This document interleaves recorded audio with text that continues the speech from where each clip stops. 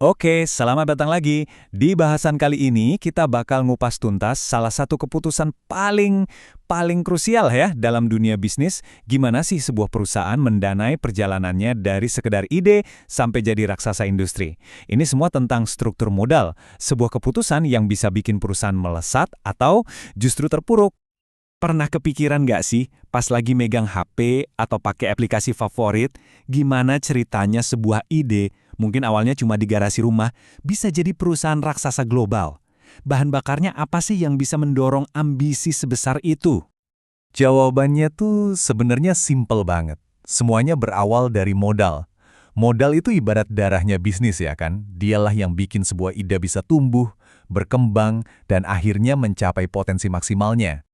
Oke, sekarang kita bedah perjalanannya. Kita mulai dari yang paling awal. Gimana sih sebuah bisnis itu dapat modal pertamanya? Gini, bisnis itu kan nggak ujuk-ujuk lahir jadi korporasi raksasa. Ada tahapannya. Seringnya mulai dari usaha perorangan, terus mungkin berkembang jadi persekutuan, baru deh jadi perseroan terbatas atau korporasi. Nah, yang penting, tiap tahap ini punya cara main yang beda banget buat cari modal. Nah, di tahap-tahap awal ini ada satu masalah besar. Karena bisnisnya masih simpel, kepemilikannya juga kadang tanggung jawab pemiliknya nggak terbatas, jadi susah banget buat meyakinkan investor gede buat masukin duit.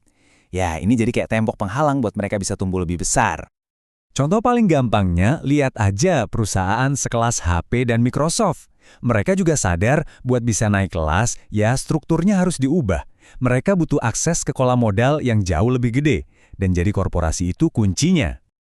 Nah, langkah evolusi inilah yang ngebawa kita ke babak selanjutnya dalam perjalanan finansial perusahaan, yaitu masuk ke pasar publik.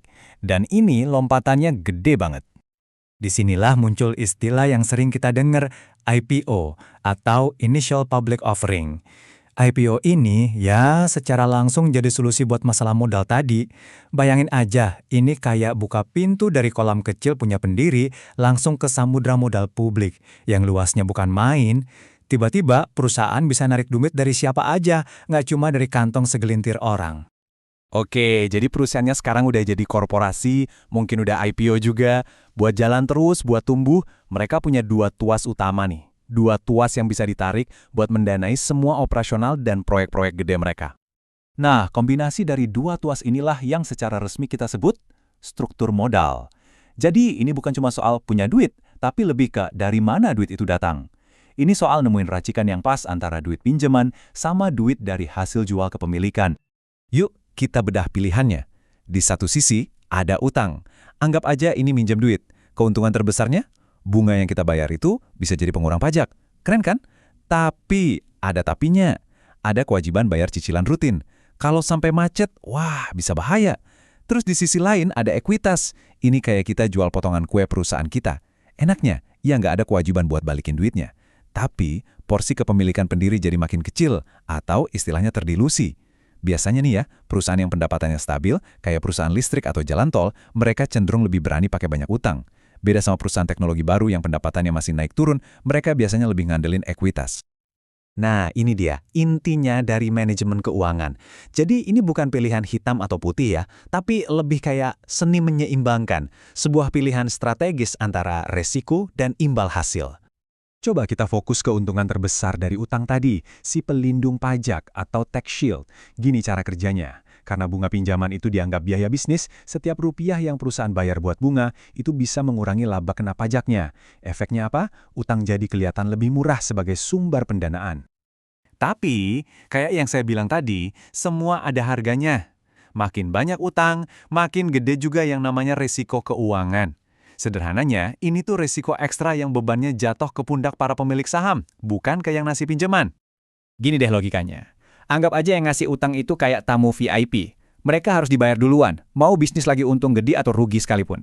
Artinya apa? Kalau bisnis lagi goyang, semua guncangannya, semua potensi kerugiannya, itu langsung terkonsentrasi dan menghantam para pemegang saham, sang pemilik perusahaan. Oke, sekarang kita tarik benang merahnya. Kita rangkum semua ini buat lihat gambaran besarnya. Jadi struktur modal yang ideal itu kayak gimana sih? Nah, ini poin kuncinya. Struktur modal itu bukan cuma istilah akuntansi di laporan keuangan. Ini adalah cerminan dari strategi, cerminan dari selera risiko, dan ambisi sebuah perusahaan. Nggak ada satu resep yang pas buat semua. Tujuannya cuma satu, nemuin titik paling pas yang bisa menyeimbangkan kekuatan utang dengan amannya ekuitas supaya nilai perusahaannya jadi maksimal. Tentu, ada teori-teori yang lebih dalam lagi kayak teori Modigliani-Miller atau pecking order theory yang ngebahas ini. Tapi intinya, yaitu tadi, keseimbangan. Dan sebagai penutup, saya mau kasih satu pertanyaan buat Anda renungkan. Kalau Anda yang duduk di kursi CEO, tuas mana yang bakal lebih sering Anda tarik? Anda bakal milih amannya ekuitas atau justru manfaatin kekuatan utang buat tancap gas? Pilihan itu pada akhirnya bisa menentukan nasib perusahaan Anda. Nggak ada jawaban benar atau salah kok, yang ada cuma strategi.